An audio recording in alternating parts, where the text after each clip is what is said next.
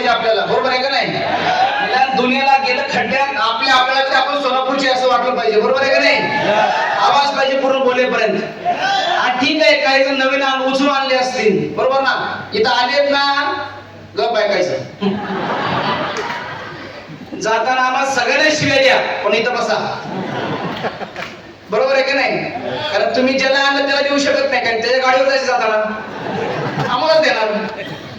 सोलापुरीत आपण सरळ थोडेच आहे का नाही? आलेत ना, बसायचंय, सगळ्यांनी ऐकायचंय, चालेल ना? थोडाफार वेळ आहे, बरोबर आहे का नाही? मला एवढं कळतंय, काही जणांना उचलून आणलं असतं, काही जणांना प्रेमानं आणलं असं मला माहिती ना. आपण इंडियात राहतो, इंडियातले लोक थोडी सरळ एका कोरवर येणार आहेत, असं नाहीच आहे ना. पण आलेत ना, मी तुम्हाला एक गोष्ट सांगतो साहेब, कदाचित तुमचा मित्र, तुमचा नातेवाईक तुम्हाला इथे घेऊन आलाय, काही सांगून आणला असेल, जो प्रोग्राम आतापर्यंत चाललाय त्याच्यातलं काही तुम्हाला आल्यानंतर समजत पण नसेल साहेब. पण आम्ही लोकांनी ज्या गोष्टी अनुभवल्यात, आम्ही लोकांनी ज्या गोष्टी बघितल्यात, या समोर ठेवून तुम्हाला सगळ्यांना बोलतो साहेब, की तुम्ही जसे आलेत ना, असंच आम्हाला पोहोचून आणलं होतं. पण एक जो कन्सेप्ट आहे, जे काही लोक बोलतात, भले हा विषय आपल्यासाठी नवीन आहे, काय आहे हा विषय, आताच्या काळामध्ये, टेक्नॉलॉजीच्या युगामध्ये, बेकार मार्केटच्या परिस्थितीमध्ये आपल्यासारख्या सर्वसामान्य व्यक्तीनं नवीन ज्या आयडिया येतात ना, समजत नाहीत. मला असं वाटतं समजून घेणं गरजेचं आहे, समजून घेणं गरजेचं आहे, काळाची गरज आहे. आपण साधे लोक आहेत, आपण सर्वसामान्य लोक आहेत, लाईन गेलं असतं आपण दुसऱ्यासाठी काम करण्यासाठी. मी शहाणा नाही साहेब, मी तुम्हाला लोकांना काही गोष्टी शिकवणार पण नाही. मी तुम्हाला सगळ्यांना मी होतो काय, झालो काय हे सांगणार आहे. पण तुम्ही इथं ज्या पद्धतीनं बसलेत ना, शेवटपर्यंत ऐकावं म्हणून तुम्हाला सगळ्यांसाठी बोलतोय. तुम्ही शेवटपर्यंत राहणार ना साहेब? राहणार ना? कारण तुम्ही शेवटचाच आहे, माझ्यानंतर डायरेक्ट सुट्टीच आहे, नीट घरी. हा, त्यामुळे मी शेवटचाच आहे. तर आजचा जो काय प्रोग्राम ऑर्गनाइज केला गेलाय, मला खूप भारी मस्त वाटला आज, की ज्यावेळेस आरटीसी आलते, त्यांचं नाव काय, मोहन सरांचं. म्हणजे मी त्याला ओळखतोय, मोहन सरांना मला नाव माहित नाही, मी त्यांना ओळखतोय कारण त्याची धडपड मी बघायचं. मी ज्यावेळेस कधी प्रोग्राम आल्यानंतर, पण त्यांचा सत्कार मला माहित नाही. पण मी तुम्हाला ज्यावेळेस असा मान सन्मान होतो तुमच्या पण आजूबाजूच्या लोकांचा, मी तो टीसी असतील, एटीसी असतील, डीटीसी असतील, जेटीसी असतील, अहो सर सगळे आपल्या आजूबाजूच्या परिसरातील लोक येतो, आपण सगळे साधे लोक आहेत साहेब. मला सांगा ना, यांचा मान सन्मान जेव्हा आम्ही लोक बघत होतो ना, अहो साहेब असं ऊर भरून येतो, भारी वाटतो साहेब. आणि हा त्या मान सन्मानासाठी आज हा जो प्रोग्राम ऑर्गनाइज केलाय, त्याला तुमची उपस्थिती आहे साहेब. मी तुम्हाला सगळ्यांना एक 100% सांगतो की आज भले तुम्ही टाळे वाजवण्याच्या भूमिकेत असाल, आज जे लोक अचिवर होते हे कधी काय तुमच्या जागेवर बसले होते साहेब. त्यांनी हा विषय समजून घेतला, त्यांना त्याच्या मित्रांना का आणलंय, त्याच्या डीप मध्ये गेले साहेब ते लोक. आज त्यांच्या बाबतीत तुम्ही लोक टाळ्या वाजवताय, नक्की तो दिवस असणार एक दिवस साहेब. भले आज तुम्ही गेस्ट म्हणून आहेत, आज तुम्ही टाळ्या वाजवण्याच्या भूमिकेत आहेत, एक दिवस नक्की असेल साहेब, असाच मोठा फंक्शन असेल, असाच मोठा प्रोग्राम ऑर्गनाइज केला असेल आणि तुम्ही स्टेजवर असणार आणि लोक तुमच्या टाळ्या वाजवतील साहेब. हे होणार साहेब. ही क्वालिटी इथं बसल्या प्रत्येक व्यक्तीमध्ये आहे साहेब, 100% आहे. तर आजचा जो प्रोग्राम ऑर्गनाइज केलाय, खरंच मनापासून अभिनंदन करावं असं वाटतं. आज ज्यांनी पूर्ण सोलापूर जिल्ह्यामध्ये माय लाईफस्टाईलचा यम पण माहित नव्हता, पण आज त्यांच्या मार्फत आपल्या सोलापूर जिल्ह्यामध्ये गोरगरीब घरातले मुलं, खूप साऱ्या बिचाऱ्या महिला, चला मिस्टरांना काही हातभार लागेल म्हणून छोटं मोठं काम करत होत्या, आज खूप साऱ्या सर्वसामान्य कुटुंबाच्या घरामध्ये आज इन्कम सोर्सचं माध्यम गेलं त्या व्यक्तीच्या एका डिसिजन मुळे, की जे आज या प्रोग्रामचे ऑर्गनायझर आहेत. अभिमान वाटतो साहेब मला त्यांचा, की आज ITC प्लस एम्ब्रॉयड एक्झिक्युटिव्ह शामराव वाघ सरांसाठी आता जोरदार टाळ्या झाल्या पाहिजे मित्रांनो. साधं काम नाही साहेब, त्यांच्या आज खांद्याला खांदा लावून लढतात. गेल्या 10 वर्षापासून सर्वसामान्यांच्या घरापर्यंत जातात, विश्वास देतात, आम्ही आहेत. एक नवीन कन्सेप्ट आलाय, एक नवीन माध्यम आलंय पैसे कमवण्याचं. आपल्यासारख्या सर्वसामान्य लोकांना विश्वास देतात, त्यांच्यात खांद्याला खांदा लावून. एक दत्तक व्यक्तिमत्व, CTC व्यक्तिमत्व बापू फाटे साहेब, जगदीश भोसले सर, दिगंबर आंबोरे साहेब, त्यांचे बंधू दादासाहेब, त्यांच्या बरोबरचे असलेले सगळे लीडर्स, आज या सगळ्या ऑर्गनायझर साठी पण एकदा जोरदार टाळ्या झाल्या पाहिजे मित्रांनो. मला माहिती आहे तुम्ही टाळ्या खूप वाजवल्यात, पण प्रोग्राम एवढा ऑर्गनाइज मस्त केला, टाळ्या झाल्या पाहिजे का नाही? बरोबर ना? तसंच मी फॅन आहे त्या व्यक्तीचा. मला माहित नव्हतं की रवी सर तुम्ही इथं आहात म्हणून. मी ज्यावेळेस तुमचं पहिल्यांदा स्पीच ऐकलं संभाजीनगर मध्ये, फक्त रवी गडकरी हे नाव फक्त मी ऐकून होतो. कसं होतं मी तिथे एकदा ऐकलं, पण ज्यावेळेस मी बघा ना की आज मराठवाड्या सगळ्या ठिकाणी आज सरांच्या मार्फत खूप साऱ्या लोकांच्या मध्ये परिवर्तन झालंय. आज त्यांची परिस्थिती येणाऱ्या काही महिन्यातले ते डायमंड असतील, एकदा रवी सरांसाठी पण जोरदार टाळ्या झाल्या पाहिजे. तसेच मेन या प्रोग्रामचे हिरो तर तुम्ही सगळेजण आहात. तुम्हीच नसते तर आम्ही काय चेअरला यायचं दाखवलं असतं का? बरोबर ना? कसे का असणार तुम्ही इथे येऊन बसलेत, एकदा तुमच्यासाठी जोरदार टाळ्या झाल्या पाहिजे. तसेच या प्रोग्राम मध्ये त्या लोकांचा मान सन्मान झालाय. सगळे नवीन रँक होल्डर, त्या सगळ्या नवीन रँक होल्डरचं मी अगदी मनापासून अभिनंदन करतो. तसेच त्यांना त्या रँक मध्ये समाधी न घेता पुढच्या रँक मध्ये जाण्यासाठी पण शुभेच्छा देतो. समजलं का रँक होल्डर? सगळ्या रँक होल्डर समजलं ना? कारण हे कोट कधी कधी खातं काय, बरोबर आहे का नाही? शानिंग मार लावताय जागेवर थांबवतोय. हा, तर माझी छोटीशी ओळख, माझं नाव तात्यासाहेब इंगळे. ऐकतोय ना सगळेजण? म्हणजे नावावर जाऊ नका. आता ते काय माहित नाही मला. ती आई म्हणली तू पोटाला आलता, कोणाच्या? पंजोबाच्या. काय त्याला मी सापडलो. आता कालच माझी बाईक म्हणली तुमचं नाव तात्यासाहेब ठेवलंय, म्हणून ठेवलंय. आता काय करायचं? त्याला घेताना बरोबर वाटलं त्यावेळेस. झाली ना 15 वर्ष. आता का बस रात्री म्हणली मला तात्यासाहेब, म्हणलं कसं मस्त नाव वाटतंय. तिला काय सांगू आता, ते पंजोबाचं कर्तव्य माझे. तात्यासाहेब इंगळे, माझं गाव जिल्हा सोलापूर. भारी वाटतं ना सांगायला? मी एमपी मध्ये जातो, मी कुठे जिथं जातो ना तिथं जिल्हा आणि तालुका सांगितल्याशिवाय राहत नाही मित्रांनो. माझं गाव तुळजापूर जवळ, पण माझा तालुका बार्सिंग, जिल्हा सोलापूर.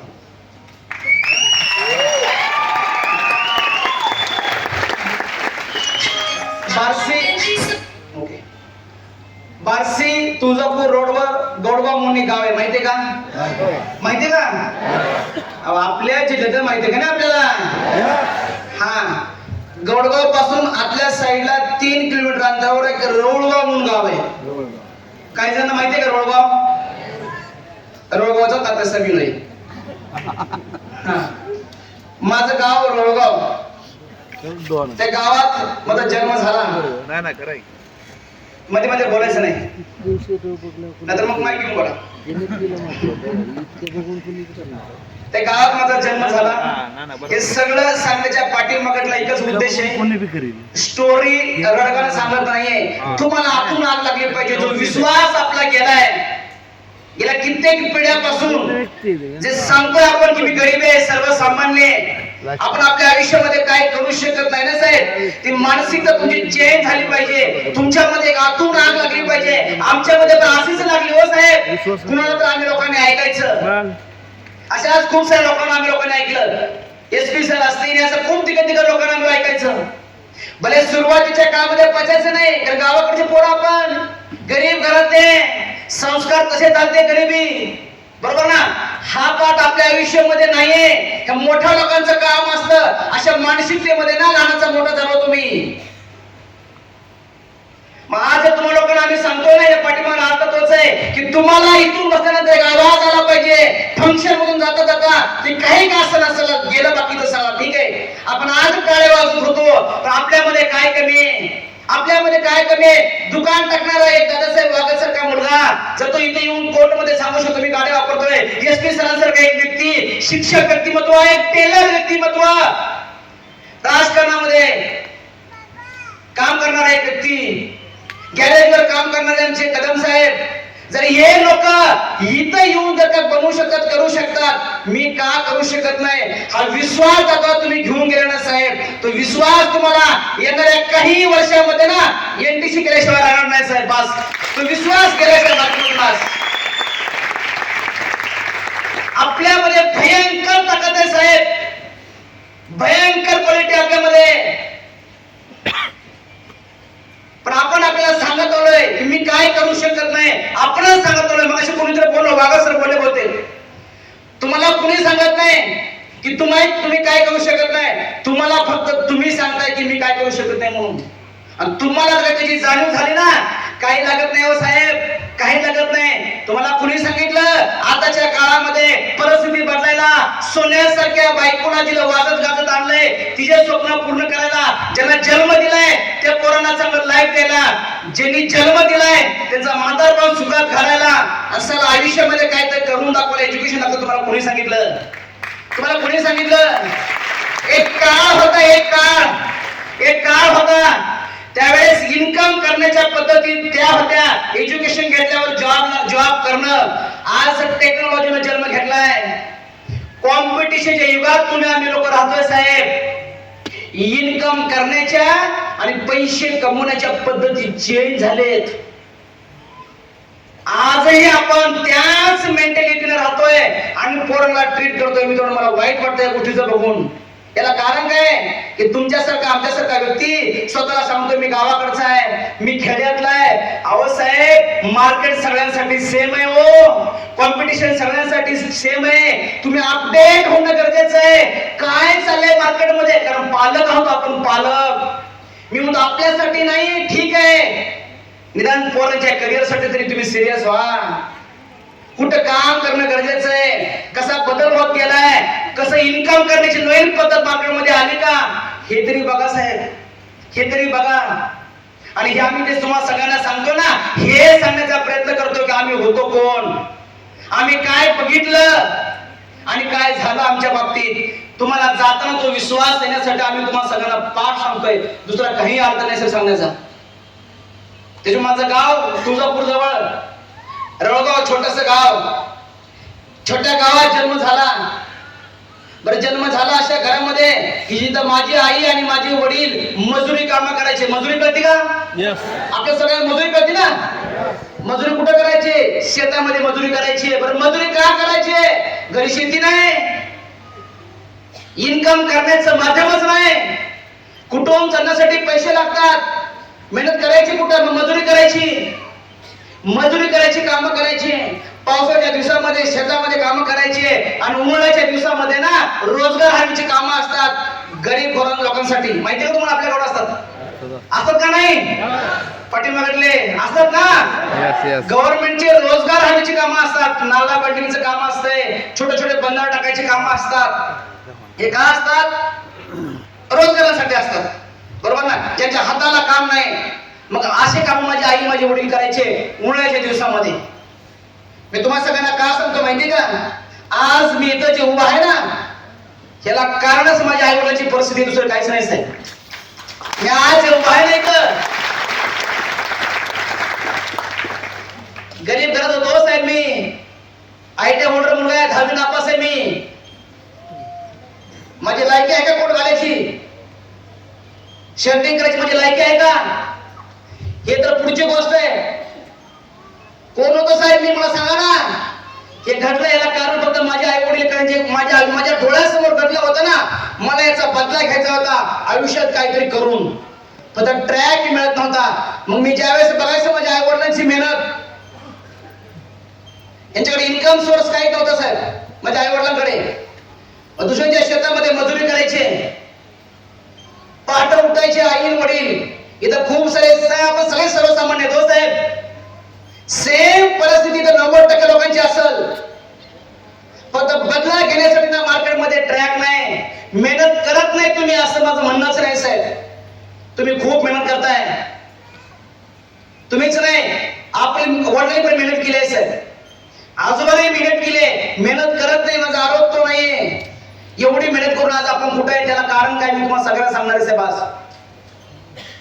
सांगणार आहे साहेब. मी का बदललो, मला का आग लागली, माझ्यासाठी हा मार्ग नंतर आलाय, मग याच्या अगोदर मी काय करायचं त्याच गोष्टी डोळ्यासमोर ठेवून जे मी माझ्या डोळ्यांना बघितले माझ्या आई वडिलांच्या बाबतीतल्या. कारण मला वाईट त्या गोष्टीचं वाटायचं. अंधार असताना माझी आई माझे वडील घर सोडायचे साहेब. अंधार असताना घर सोडायचे. पहाटे उठायची माझी आई,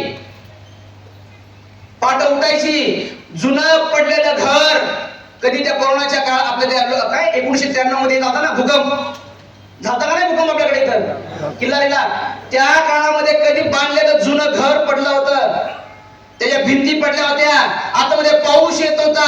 तर मजुरी करणारे आई वडील ज्यांच्याकडे इन्कम सोर्स नाही, ज्यांच्याकडे 3 मुलं आहेत, त्यांचं संगोपन करायचंय, त्यांना एज्युकेशन द्यायचंय, एवढ्या मोठ्या जबाबदारी असताना, इन्कम सोर्स दुसरं काहीच माध्यम नसताना एक घर नाही बांधू शकले साहेब. पावसाळ्यामध्ये ते पाणी यायचं आतमध्ये ना, म्हणून घराच्या समोर छप्पर बांधलं होतं. छप्पर व्हायला माहिती ना, माहितीये का नाही? हा, छप्पर बांधलं होतं. पहाटे उठून आई त्याला सारवण करायची, कूड सारवायची, तुराट्याचं कूड बांधलेला. अरे पुण्याच्या येड्याला काही कळत नाही, तुम्हाला कळतं का नाही? त्याला कूड पण कळत नाही, छप्परही कळत नाही. त्याला सांगावं लागतंय असं असं असं. हा हो का, हा हो असंच. आपण गावाकडे आता कळतं ना. मग छप्परामध्ये माझी आई पहाटे उठून ना सारवण काढायची, स्वयंपाक करायची. मी आणि माझा 2 नंबरचा भाऊ आम्ही गौडगावला हायस्कूलला जायचं. 3 नंबरचा छोटा होता. शेजारच्या म्हातारीकडे माझी आई तिला पालन पोषण करायला द्यायची आणि अंधार असताना बिचारे घर सोडायचे साहेब. टिका टोपलं घ्यायचे, सायकलवर बांधायचे आणि मजुरी करायला निघायची. दिवसभर काम करायचे सर. संध्याकाळी अंधार पडल्यावर घरी यायचे. ह्याचं रुटीन चाललं होतं. ह्यांना काय करायचं, कुणासाठी करतोय ना, यांच्या डोक्यात फिट होत साहेब. इथं खूप सारे पालक बसलेत आज साहेब. तुम्ही पण स्वतःला विचारा ना हो साहेब, तुम्ही कधी कधी पोटाला खात नाही साहेब, शिव्या घालतोय तरी सहन करून सकाळी डबा बांधून जातायच. तुम्ही सहन करताय, करता का नाही? अहो करता का नाही? काही बिचारे आमचे शेतकरी असतील, किती काम करतो असं आपण, उन्हातानामध्ये किती मजुरी करतो, किती मेहनत करतो. कारण काय माहिती का, इथं प्रत्येक आईच आईन बाप आहे सत्य, पालक आहे सत्य. इथं सगळं नातं कुठून बघायला मिळणार नाही साहेब. यांच्या डोक्यात एकच फिट असतं, या डोक्यात परफेक्ट गेलं असतं आणि यांना माहित असतं मी ही जी मेहनत करतोय ना, माझ्यासारखी मेहनत करायची वेळ माझ्या पोरावर परत नाही आली पाहिजे, म्हणून बिचारे मेहनत करतात साहेब. काहीतरी जॉब करत असतील, तुम्ही एवढी मरमर करता ना, त्याला कारणच ते की माझ्यापेक्षा बेटर लाईफ माझ्या पोराचं पाहिजे. काय काय बिचारे बघा ना, आज आमच्या माय लाईफ मध्ये काय महिला बिचाऱ्या मिस्टरांच्या खांद्याला खांद्यावर लढतात. काय वाटतं त्यांना माहिती का? ठीक आहे माझ्या साहेबाचं लाईफ गेलं काम करण्यामध्ये, नाही आमच्याच्यानं काय झालं, एक आशेचा किरण दिसला इथं माय लाईफस्टाईल. आमच्या हातातला व्यवसाय, हे सगळे लोक आमच्या हाताला हात द्यायला तयार आहेत ना. चला ना माझ्या मिस्टरांच्या बरोबर मी पण बाहेर पडाय, काय हरकत आहे? खूप साऱ्या बिचाऱ्या महिला आमच्या सोन्यासारखे पोरं घरी ठेवून काम करतात. तो टाळा द्यायला पाहिजे महिलांसाठी. आमच्या खूप साऱ्या महिला बिचाऱ्या. प्रत्येक आई वडील कसं वाटतं साहेब, माझ्या आई वडिला वाटायचं त्यांचं टार्गेट घेऊन ते चालले होते साहेब. दिवस दिवस काम करायचे, संध्याकाळी घरी यायची माझी आई. अंधारावर असताना घरी यायची, अंधार पडल्यावर घरी यायची, स्वयंपाक करायची. चिमणी असायची पहिली, चिमणी माहिती का, रॉकेल होतून. कारण आमच्या शेजारी लाईट होती, मी नाव नाही सांगत कारण इकडे बोलतोय, आपण सोलापूर जिल्ह्यात आहे ना, तिकडे ते कॉमर्स आहे. करत काहीच नाही पण हात करायचा एखाद्याला. 10 रुपयाचा बल्ब दे म्हणलं महिन्याला बिलिंग, तरी दिलेलं आहे. चिमणीवर आम्ही सगळ्यांनी संध्याकाळी जेवण करायचं साहेब. हे तुम्हाला सगळ्यांना मी का सांगतो माहिती का सांगतो, मी तर बदला घेतलाय हो सगळ्या गोष्टीचा. या घडलेल्या घटना तर माझ्या आयुष्यामध्ये, हा बिझनेस करताना मला इनिशियल लेवल एवढा त्रास झाला, मला भयंकर त्रास झालाय. पण मी म्हणलं माझ्या आईवडिलांनी जो त्रास काढला ना त्याच्यापेक्षा कमीच आहे हा त्रास. बरोबर आहे की नाही? कमीच आहे. मी सहन केला पण सगळा बदला घेतला. मी चिमणीवर स्वयंपाक करून खायचं सगळं आम्ही, त्याचं रुटीन चाललं होतं. मी थोडा लहानाचा मोठा होत होतो, मला यांचं काय चाललंय आई वडिलांचं. वाईट या गोष्टीचं वाटायचं. कधी कधी सकाळी घेऊन गेलेली डबा माझी आई संध्याकाळी रिटर्न तशी आणायची. कधी कधी जेवण पण करत नव्हते. मग मी तिला विचारायचं की एवढी मेहनत का ग. बरं वाईट दुसऱ्या गोष्टीचं वाटायचं काय. बापाच्या पाय चप्पल नसायचं सर. संध्याकाळी बाप घरी यायचं. मला म्हणायचं काटा मोडला रे, काढतो का. काटा काढायला बघायचं हो साहेब, शेजारी फोड दिसायचा. चप्पल पण नाही त्याच्या पायात. मी घरामध्ये थोरला होतो. मला समजायला लागलं की साल्यांचं काय चाललंय, काय एवढी मेहनत करतात हे, काय एवढी मर्म करत असतील, का पोटाला खात नसतील, कुणासाठी करत असतील. मला कळलं ना. मी विचारायची डेअरिंग केली माझी आईला एक दिवशी. इथं खूप सारे यंग जनरेशन बसलंय. ओ ऐकताय का. मार्केटमध्ये तनतन करायचं बंद करा, पाय आपटायचं बंद करा, मार्केटला दोष द्यायचं बंद करा. मार्केट तुमच्या हातामध्ये नाही राहिलं, आता नाही राहिलं. म्हणून आमच्या पण आग आहे हो परिस्थिती बदलायची, पण मार्केट साथ देत नाही. नाही देणार, नाही देणार. आम्ही लोक तुम्ही या व्यवसायामध्ये आलेत, या बघण्यासाठी आलेत ना. मी डिस्कशन करतोय या परिस्थितीवर मार्केटच्या. मार्केटमध्ये तुम्हाला सांगायला कुणी मोकळं नाही, कारण त्यांना त्यांचं काय चाललंय कळत नाही. बरोबर आहे का नाही. निदान तुम्ही आपण डिस्कशन तर करतोय आता. आणि आज राईट वेळ आहे ऐकण्याची, चर्चा करण्याची, डिसिजन घेण्याची. आज राईट वेळ आहे, कारण उदय झालाय राईट वेळेस एका राईट इंडस्ट्रीचा इंडियामध्ये. सगळ्यात मोठा प्रॉब्लेम आहे ना बेरोजगारीचा, तो सगळा इथून पुढे मुक्त होईल सगळ्या काळामध्ये. त्याला सोल्युशन माय लाईफस्टाईल द्यायचं. त्याचा उदय झालाय राईट वेळ डिस्कशन करण्याची. मी ज्या वेळेस मी बघायचं म्हणजे आईकडे, मी त्याला विचारायची डेअरिंग केली एक दिवशी. इथं खूप सारे यंग जनरेशन बसलंय. तुम्हाला तुमच्या आयुष्यामध्ये काय काय साहेब बघा, मला एक गोष्ट कळते बघा. आयुष्यामध्ये पुढे जायचं ना, क्षेत्र कोणतंही असू द्या, सला पर्पज पाहिजे. मला का माहित पाहिजे साहेब, मला का करायचंय, का माहित होत ना. सला आतून आगच लागत नाही, आगच लागत नाही साहेब. मला का माहित होतं. माझ्याकडे कारण होते मार्केटमध्ये पडण्याचे, एज्युकेशन घेण्याचे, ITI करण्याचे, गाव सोडून पुण्यामध्ये जाणे माझ्याकडे कारण होते साहेब. बरे ठीक आहे, मला माहित नव्हतं असं पण काय असतं का. माझ्याकडे कारण होते. कारण काय होते, कारण हे होते. विचारलं मी माझ्या आईला, म्हणलं ताई तुला मला एक गोष्ट विचारायची आहे. म्हणले विचार ना. म्हणलं तुम्ही दोघं एवढं काम का करता ग.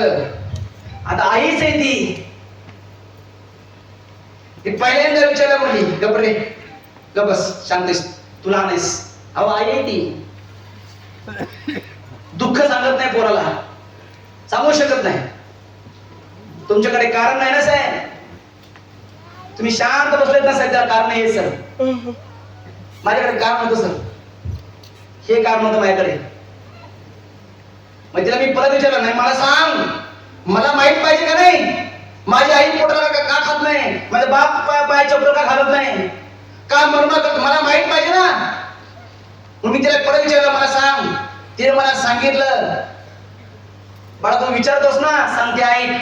मी तुम्हाला सगळ्या गोष्टी दाखवणार आहे शेवटी. आज 5 मिनिटाचा व्हिडिओ माझा कसा होतो आणि कसा झालो, काय केलं मी हे पण दाखवणार आहे तुम्हाला सगळ्यांना. त्यात माझी तुम्हाला आई वडील पण दिसणार आहे त्या व्हिडिओ मध्ये. शेवटी दाखवणार आहे 5 मिनिटाचा व्हिडिओ तो.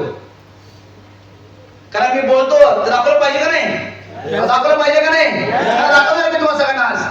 कारण मला एकच गोष्ट करायची आज. वागत साहेब, चला सोलापूर जिल्ह्याचं नाव चेन्नईमध्ये कंपनीच्या मॅनेजमेंटला घेतलं पाहिजे. करायचं आपल्याला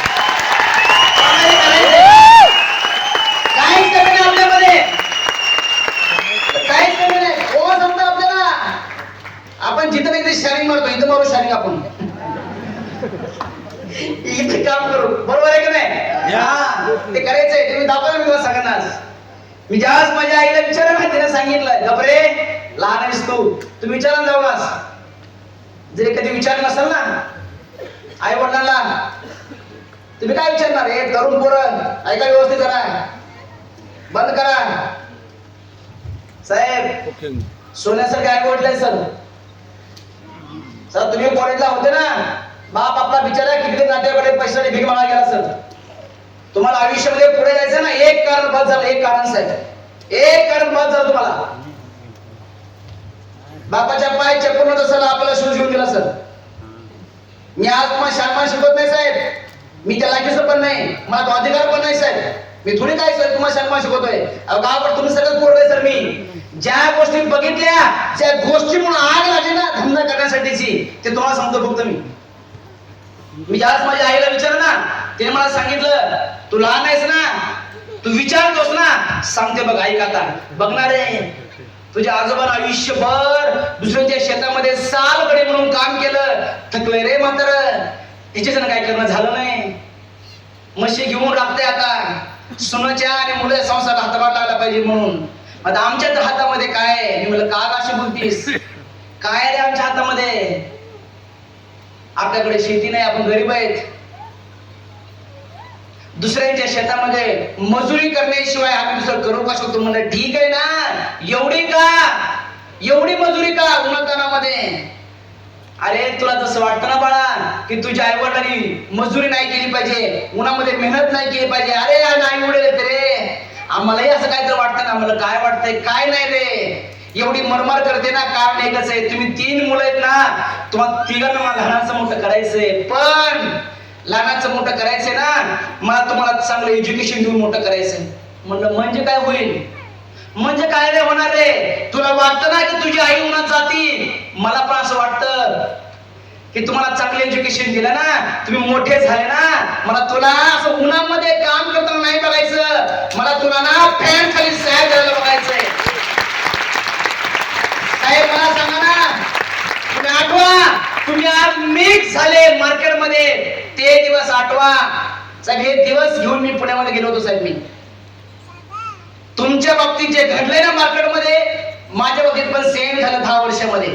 पण डोक्यात ह्या गोष्टी निघत नव्हत्या जी माझी आई बोलली होती. मग 9वी नंतर मी 10वीला गेलो, खूप अभ्यास केला मी. डोक्यात एकच, परिस्थिती बदलायची, लवकर मार्केटमध्ये पडायचे, पैसे कमवायचे, आई वडिलांना हातभार लावायचा संसाराला. 2-3 हजार रुपये दिले ना महिन्याला, बस किराणा मालाचं जरी दिलं ना, बिचारे मेहनत कमी करतील, टायमिंग वर जेवण करतील. म्हणून मी 10वीला गेलो. 10वीला मी खूप अभ्यास केला सर. मला माहित नाही, जायला सायकल नव्हती गडगाव पर्यंत. चला मी आणि माझा 2 नंबरचा भाऊ पायी जायचो. गावातल्या सगळ्यांकडे सायकल असायच्या. माझा बारका भाऊ म्हणायचा, आणि दादा मग सगळ्यांकडे सायकल आहे की? म्हणलं हा, आपल्याकडे नाही. कशी देणार हो सांगा ना? जे आठवडाभर काम करून 250 रुपये कमवायचे, गौडगावचा सोमवारचा किराणा बाजार तिथं भरायचा आठवड्याचा, तिथून पुढे यांचा 8 दिवस संसार चालायचा. 250 रुपये देणार कसे? कसे देणार मला सांगा ना सर? त्या म्हणायचं गबरे, आपल्या आई वडील गरीब आहे सर, पायी जायचं मी माझ्या भावानं. तुम्हाला लोकांना मी सांगतो साहेब, मी पागल माणूस आहे, कारण रक्त सोलापूरचं आहे आपलं, बरोबर आहे का नाही?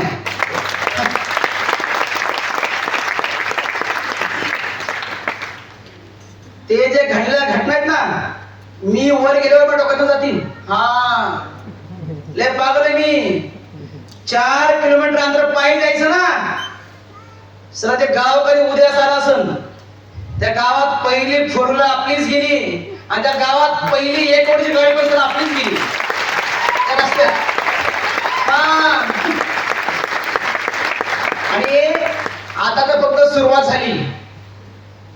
सोलापूर जिल्ह्यामध्ये 1 कोटीच्या गाड्या खूप येणार आहेत एसटी सर गावाले. हा मग तुमचा नंबर आहे आता. सर मी सायकल नव्हती व्यवस्थित, मी गोष्टी घेऊ शकत नाही का? अहो सगळी गाडी वाजणार इथून पुढे. मग ज्यावेळेस मी माझ्या आईचं ते बघितलं, 10वीला गेलो, इमानदारीने अभ्यास केला. चायला काय झालं मला अजून उत्तर मिळत नाही. 10वी नापास झालो मी. हा एक तर 3च पोरं आम्ही, 1 मुलगी 2 पोरं, आम्ही दोघे नापास झालो. ती बिचारी पास झाली. आता जे नापास झालं ते ऍडव्होकेट आहे बार्शीला. मला माहित होतं, कळल्यावर मी कोमतच गेलो. म्हणजे एकच झालं मी, जाऊ द्या झालं. आम्ही दोघे नापास झालो. घरी आलो, घाबरत घरी आलो. बाप्पा समोर राहिलो. काय काय नाही नापास झालो. पार शिव्या, पार फेरनवली पासून काढलं माझं. 10वी असताना लावायचं ना फेरनवली, लाव फेरनवली लाव. नापास झाला. विषय आईजवळ गेला. आई रडली थोड्या वेळ. पण आई ती आई ना, बरोबर आहे का नाही? चायला हे नातं गेलं ना, संपलं सगळं जगातलं. तुम्हाला चिप्पा सांगतो साहेब, प्रेम गेलं, प्रेम प्रेम गेलं. तुम्हाला मग तुमच्या आयुष्यामध्ये काय करून दाखवायचं ना, तिच्यासमोर करून दाखवा साहेब. बस जे खुशीत गेला होईल ना, बाकी सगळं काय नाही हो साहेब, काय नाही. पासून मी बघलं यायचं बघतो मी, बाकी सगळं जेवढे. विषय आईजवळ गेला, रडली बिचारी. परत अशी उभं राहिली, लागली बोट मोडायला. म्हणजे काय झालं? कोण होता म्हणे तो पुढे दोडका तुझा पेपर तपासला. घ्या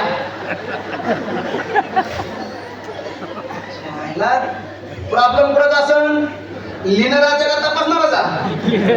आपणाचा. शिवाय कोण खातोय? सला आई ती. कळलं का तुम्हाला? कितीही नालायक पोरगा असू द्या, आईसाठी तो वाघच आहे. खरं खोट आहे? आईसाठी वाघच आहे. 40-40 वर्षाचा होऊ द्या, हे ना 1 रुपया नाही कमवू द्या. आई म्हणती आता तर 40 वर्ष झाले ते, आता आता झालं मध्ये. अहो आई ती, हा संध्याकाळी लेजिम खेळ घरी येऊ द्या. आई बोलती वाघ आलाय माझा वाघ. अहो आई ती नाही, ते नातं खतरनाक आहे.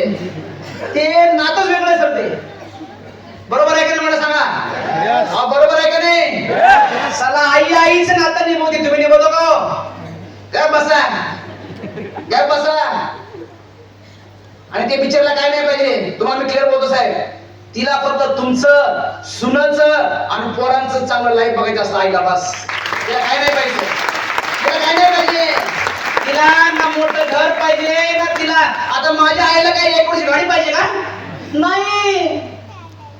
पोरगा फिरते ना, त्या डोळ्यात पाणी येते, बस ते बघायचं असते. बरोबर आहे का नाही? पण मी ते समोर विषय गेला, आईने शिव्या घातल्या. कसं का असं लाज काज. ऑक्टोबरला फॉर्म भरला, मधली हिस्ट्री भयंकर बेकार आहे. मी सांगून येईन, तुम्ही ऐकून येईन. हालले बेकार आहे. कारण गवंड्याच्या हाताखाली काम केलं पोरगा मी गावामध्ये. म्हशीच्या धारा काढल्या वयाच्या 17व्या वर्षी. बोटा केवढी धारा काढलेल्या काढायला लागल्या, लाज काज. ऑक्टोबरला पास झालो. ज्यावेळेस ऑक्टोबरला पास झालो ना, त्या दिवशी मला वाटलं बस 10वी निघाली आपली. आता करायचं काय? मग आपल्या गावाकडचे पोरं पुण्यामध्ये असतात, बरोबर आहे की नाही? दिवाळीला शर्टिंग करून येतील. आता येतील बघा. त्यांच्या शर्टिंग करण्यावर जाऊ नका, लय बेकार आहे. मी फसलोय. तुम्हाला मी खरं सांगतो, जसं दिसतंय नसतंय. जवळ गेल्याशिवाय दिसत नाही, बरोबर आहे का नाही? मग हे गावाकडचे पोरं पुण्यात होते, दिवाळीला शर्टिंग करून यायची, मोबाईल वाजवत चांगले रिंग घेऊन. मला वाटायचं काय लाईफ आहे, कसं असं त्यांची जिंदगी पुण्यातली, कशी का शर्टिंग करून यायची ना. मग मी 10वीला त्यांना विचारलं मी आता करू काय. त्यांचे सल्ले बघा मला. हे बघ तुझी आई वडील गरीब आहेत, मला माहिती ना. मला एज्युकेशनला खूप पैसे लागतात. 2 वर्षे ITI कर. किती? 2 वर्ष ITI कर. ITI कर, पुण्यामध्ये ये. मोठा इंडस्ट्रियल एरिया आहे, मोठ्या मोठ्या कंपनीत पैसे कमवायला सुरुवात करशील. तुझ्या गरीब आई-वडिलांना संसार हातभार लागल. मला ते पाहिजे होतं, बरोबर आहे का नाही? वरून त्याला डायलॉग मारला. तुम्हाला पण आवडतो, आज पण आवडतो का? कोणता? त्याने सांगितलं मला परमनंट होशील. मला भारी आवडत त्यावेळेस, आता नाही आवडत. आता ऐकून आवडत मला. मला देव भेटावाच आणि मला भेट नाही एकदा. त्याला सोडत नाही मी 8 दिवस. कोणाला? मला परमनंट नाही केलं म्हणून. परमनंट जर केलं असतं मी तर काय बसलो असतो असा. त्यावेळेस सुरुवातीला बसलो असतो का? जे परमनंट झाले तर माझ्या बॅचची पोरं माझ्या जवळ येत होती सुरुवातीला. असल्या स्कीम करायची का म्हणत आम्ही. आम्हाला परमनंट जॉब आहे, तू टेम्पररी म्हणजे तूच कर. तो युगो, तो ऍटिट्यूड भयंकर प्रकार असतो. मग अशी एसपी सर सांगितलं बघा, युगो साला माणसाला पुढे जाऊ देत नाही आणि तो त्यांच्यामध्ये जास्त असतो ज्यांच्याकडे इन्कम सोर्स आहे. आपल्याकडे नव्हता, त्यामुळे देवाला सोडत नाही आपण 8-10 दिवस. त्या सत्ताच घालतो मी, परमनंट नाही झालो मी. पण मी ज्या वेळेस त्याने सांगितलं मला की ITI कर, बरं मी ज्याला विचारलं त्यानं जे केलं तेच मला सांगितलं. बरं त्यानं काय केलं, त्यानं ITI करता, त्यानं वरून सांगितलं काय फिटरच घे. त्या येडला फिटर झालता.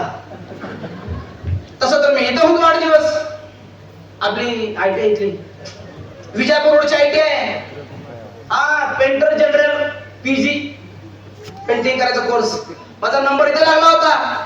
मला बार्शी गव्हर्नमेंट ITI फिटरचा कॉल आला. शिंगाड पावतो मी, कारण इथं आपला आला तर त्याला सांगितलं फिटर कर म्हणून.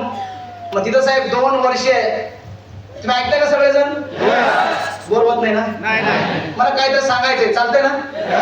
हा, कारण मला माहिती आहे साहेब तुमच्यामध्ये भयंकर क्वालिटी आहे. हो खरंच मला सांगतो, तुम्ही चान्स नव्हता आतापर्यंत क्वालिटी बाहेर काढायचा. बरोबर आहे का नाही साहेब? आयुष्यात काय ते करून दाखवायचा चान्स नव्हता साहेब. आलाय ना, मी काय होतो ना हे सांगतोय जेणेकरून तुम्हाला विश्वास येऊन जाईल. सर आपल्याच गावाकडचं होतं का हे येड, का हे बनवू शकत मी का बनवू शकत नाही साहेब. इथून तिकडे गेलो मी 2 वर्ष इमानदारीनं सायकलीवर जायचं ITIला. माझा मित्र आले तिथं रूम पार्टनर, कुठे आहेत साहेब? आता उठून उभा राहायला. त्यांनी मला 21 वर्षांचा माझ्या दिवशी कॉल केला. त्यांना माहित होतं तुमची चिमणी बरोबर ना. आम्ही एका रूम मध्ये आलो होतो शेजारी काळ्या निवासला. तिथं ITI केला, तिथून सायकल जायचं सर मी. ते म्हणे मला खरंच वाटत नाही, मला आज वाटन की आता रूम मध्ये राहायला कसं काय वाटत. हाताने स्वयंपाक करायचं, कशी पण व्हिडिओ बाकऱ्यांना कशा बनवायचा, भाकरीचा खायचा. 2 वर्ष इमानदारीनं अभ्यास केला. 2 वर्ष ITI मध्ये सगळी इमानदारीनं काम केलं. 2 व्यक्ती 10वी नापास झाला ना.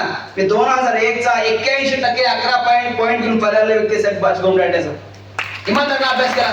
त्या दिवशी मला वाटलं बास इंगळे खानदान पलटी. तुम्हाला वाटलं काय कधी? D.Ed केलं, B.Ed केलं, डिग्री केली, डिप्लोमा केली. तुम्ही ज्या दिवशी कोर्स केला त्या दिवशी तुमच्यासारखा राजा पुढे नव्हता. खुश. तुम्ही आठवा ना, तुम्ही ज्यावेळेस मार्केट एज्युकेशन घेत होते ना त्यावेळेस बघितलेले स्वप्न आणि आताची रियालिटी काय साहेब? मी तुम्हाला एक गोष्ट बोलू का, जे स्वप्न रंगवले होते ना ITI करताना. मी ITI पास झालो 2001 मध्ये, गाव सोडून पुण्यामध्ये गेलो. स्वप्न बघून गेलो साहेब. पण जे ITI मध्ये एज्युकेशन घेताना जे स्वप्न बघत होतो ना, मार्केट मध्ये घडल्यावर तसं पडल्यावर तसं घडतं का? अहो तसं घडतं का? नाही घडत. मार्केट मध्ये गेल्याशिवाय मार्केटची परिस्थिती समजत नाही. खरे खोट आहे साहेब? अहो खरे का नाही? मैदानात उतरल्याशिवाय समजत नाही. आज मला वाईट या गोष्टीचं वाटतं सर, आजही खूप सारे पोरं डिग्री करतात, डिप्लोमा करतात, अहो D.Ed करतात, हो B.Ed करतात. वाईट वाटतं तुम्हाला का साहेब? तो काळ वेगळा होतो साहेब. ज्यावेळेस टेक्नॉलॉजी नव्हती ना, टेक्नॉलॉजी, त्यावेळेस एक शिक्षक भरती व्हायची. मी नावं ठेवत नाही, मी तुम्हाला फॅक्ट सांगतोय, फॅक्ट मी बघितलेलं आहे माझ्या डोळ्यानं लहान असताना.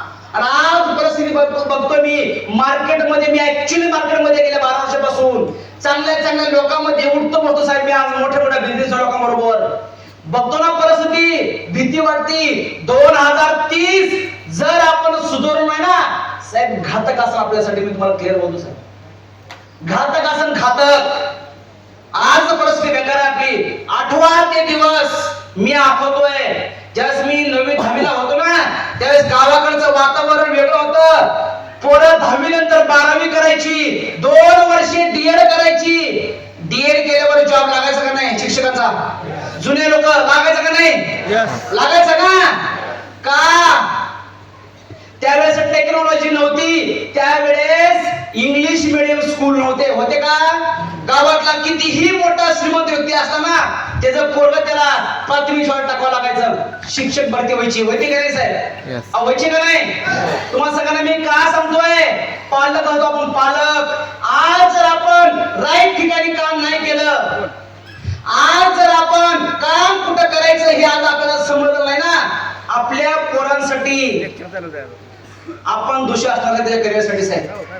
पोरं नाही साहेब, कारण अजून 10 वर्षानंतर परिस्थिती बेकार, भयंकर बेकार असेल. आजच बेकार आहे, पण तो काळ आठवा ना, टेक्नॉलॉजी नव्हती ना, शिक्षक व्हायची. अहो आमचं गाव किती छोट आहे, रोळगाव गावात परिस्थिती उस्मानाबाद इंग्लिश मिडियमची. मी म्हणतो 70% पोरं उस्मानाबाद शिकाय. आमच्या वेळेस 3 शिक्षक होते, आता एकच आहे आता. सांगा ना सर, टेक्नॉलॉजी. त्यावेळेची डीएड केलेले पोरं, अहो परिस्थिती अशी होती ना त्यावेळेस, तुम्हाला आठवत असून बघा, डीएड जरी एखादा मुलगा ऍडमिशन जरी झालं ना, असा तरच बघावा का, त्याला मागतो तर कन्फर्म सीट आहे. कशाला कन्फर्म मास्टर आहे. आज सांगा आज कशी परिस्थिती आहे. ढीग लागलाय गावात, फॅक्टरी मला सांगा, ढीग लागलाय. ढीग डीएड केलेल्या पोरांचा ढीग लागलाय. त्याला कारण काय, म्हणून परत मला वाईट गोष्टीचं वाटतं, आजही पोरं अजून डीएड कडे ऍडमिशन घेतात. या मुलांना अजून मार्केट माहित नाहीये, मार्केटची रियालिटी माहित नाही. अहो सर, मी ज्या 2001 मध्ये आयटीआय करून पुण्यामध्ये गेलो होतो ना, आम्हाला लोकांना गेटवर एंट्री घ्यायची आतमध्ये लगेच जॉब साठी. आज बेकार परिस्थिती आहे. इंडस्ट्रियल एरियामध्ये येऊन बघा तुम्ही आपल्या पोरांच्या करिअरचं काय, हे का बदललंय. पालक म्हणून तुम्ही आम्ही एवढे शांत का किती दिवस आपण दोष देणार, किती दिवस वर हात करणार आपण लोक. अहो मी म्हणतो ठीक आहे, आपण कसे तरी दिवस काढू. पोरांच्या करिअरचं काय साहेब, राईट चान्स आलाय, राईट ठिकाणी तुम्ही लोक येऊन बसले. तुम्हाला एका राईट व्यक्तीने आणून बसवलंय आणि राईट इंडस्ट्रीमध्ये आणलंय. तुमच्या मुलांचं करिअर मुलाच्या हातामध्ये नाहीये, तुमच्या हातामध्ये आहे, समजून घ्या साहेब. ती वेळ आहे डिसिजन घेण्याची. आज गव्हर्नमेंटने खूप सिरियस घेतलंय इंडस्ट्रीला, या डायरेक्ट इंडस्ट्रीला खूप सिरियस घेतलंय. याला गाईडलाईन आले, याला रूल्स आले, कारण फ्युचर इंडस्ट्री आहे. भले तुम्हाला आणि आम्हाला पुढे शाळेमध्ये नाही शिकवलं, आई वडिलांनी नाही शिकवलं, समजून घ्यायचा प्रयत्न करा साहेब. आम्ही लोकांनी समजून घेतलं, कारण का 2001 मध्ये पुण्यामध्ये गेल्यावर किती परिस्थिती बघितली. परमनंट साठी गेलो होतो, सुरुवात झाली माझ्या करिअरला. सुरुवातीला मला पेमेंट मिळालं 790 रुपये. सुरुवातीला मला पेमेंट होतं 790 रुपये. नंतर माझी पगार वाढली 1800 रुपये. असं करता करताना साहेब माझ्या आयुष्यातले 10 वर्ष कसे गेले मला कळलं पण नाही सर. 5-5, 6-6 महिन्याच्या वाऱ्या करायचं मी, 6-6 महिन्यात कंपनी चेंज करायचं सर. भीती वाटायची करिअरची, भीती वाटायची फ्युचरची, भीती वाटायची कसं होणार माझ्या आई वडिलांचं. बिचारे माझ्या अपेक्षा माझ्याकडे नजर लावून बघतात. माझ्या वडिलांनी मला गाव सोडताना एक वाक्य सांगितलं होतं, गाव सोडतोस ना बाळा, मेहनत कर, मेहनत, परिस्थिती बदलती. खरंय का? अहो खरंय का? बदलती परिस्थिती. तुम्ही मेहनत केली नाही आतापर्यंत, अहो केली का नाही? मग आपली गाडी कुठं आणली? मेहनत करून परिस्थिती नाही बदलत. मेहनत करायला सांगितलं सर मला. 8 तास काम करून मी पार्ट टाइम मध्ये यशरी भूतोर कामं करायचे, कपड्याच्या दुकानात घड्या घालायचे कामं केले पुण्यामध्ये. कारण परिस्थिती गरिबी ना. अहो 2 आणि 3 हजारामध्ये रूमचं भाडं आणि आम्ही सगळ्यांनी हाताने स्वप्न करायचं. पोरपोराडी भागत होतं आमचं. शपथ सांगतो साहेब, 10 वर्षाच्या काळामध्ये ना मी माझ्या आईला 1000 रुपयाची साडी घेऊ नाही शकलो साहेब, नाही घेऊ शकलो सर. जिने एवढी मेहनत केली सर, जिच्यासाठी मी गाव सोडलं. परिस्थिती भयंकर बेकार आहे. आज एवढी वाईट अवस्था इंडस्ट्री एरियामध्ये. कामगार कायदे पूर्ण चेंज झाले साहेब. मी तुम्हाला क्लिअर बोलतो सर. ओस पडले एमआयडीसी ओस. बिझनेस नाही असं नाहीये. आपल्या सगळ्या लोकांना जॉब लागत नाही. कारण काय? टेक्नॉलॉजी आली. टेक्नॉलॉजी जिथं 1000 मुलं काम करायचे ना, तिथं फक्त 100 पोरं काम करतात आज. तिथं सगळं हायटेक मशिनरी आली, हायटेक मशिनरी. आणि जो तो बिझनेसमॅन व्यक्ती ना कॉस्ट कटिंगची कामं करतोय. सगळ्यात मोठी कॉस्ट कटिंग कुठे आहे माहिती का? लेबर कमी करणं. हायटेक मशिनरी आहे. मी काल पुण्यामध्ये एका मीटिंग होतो काल, एमएसएमई मीटिंग, गव्हर्नमेंटची एमएसएमई. पूर्ण गव्हर्नमेंट भारत ह्याच्यापासून पॅनल आता दिल्लीपासून सगळे गव्हर्नमेंटची मीटिंग होती. काल दिवसभर ट्रेनमध्येच आहे मी तुम्हाला. आणि तिथं आलते कोण? सगळे पुण्यातले बिझनेसमॅन लोक. रवी सर ऐकून घ्या, काल मीटिंग होतो मी ऑनशोर हॉटेलला. सगळे पुण्यातले बिझनेसमॅन लोक, गव्हर्नमेंटचा लिगल पॅनल होता. लिगल पॅनल, काही बँकर्स होते, काही MSME चे लोक होते, म्हणजे जे उद्योग वर नियंत्रण करतात ते लोक होते. काही डिस्कशन. काल मला रियालिटी कळली सर, अजून भीती वाटायची मला. ट्रॅडिशनल मार्केटमध्ये लोकांची एवढी बेकार अवस्था आहे, 50-50, 100-100 करोड रुपये लावून ना भयंकर बेकार अवस्था आहे. कॉम्पिटिशन भयंकर बेकार आहे. 5 रुपये नाही, 5 पैशावर इन्कम आहे लोकांची, आणि तिथे कॉम्पिटिशन आहे. आपल्या सगळ्या लोकांचं काय सांगा? आपल्या सगळ्या लोकांचं कसं आहे? मग आपण आयुष्यभर दुसऱ्याच्या गाड्या वाढायच्या का? आपल्या कोणी परत तेच करायचं का? मग उभारण्याची मार्ग कोणता आहे?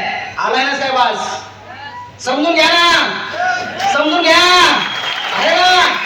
अहो सर ऐका सर, मला काल एवढा प्राऊड वाटलाय डायरेक्ट इंडस्ट्री बद्दल. तुम्हाला शपथ होणार काढायला आता सध्या. चला 50-50 करोड रुपये लावले ट्रॅडिशनल मार्केटमध्ये लोकांनी पुण्यामध्ये. किती? 50-50 करोड. सर 5-5 लाख रुपये इन्कम नाही त्यांचं. किती? 5. कारण डिस्कशन काल त्याच्यावर झालं.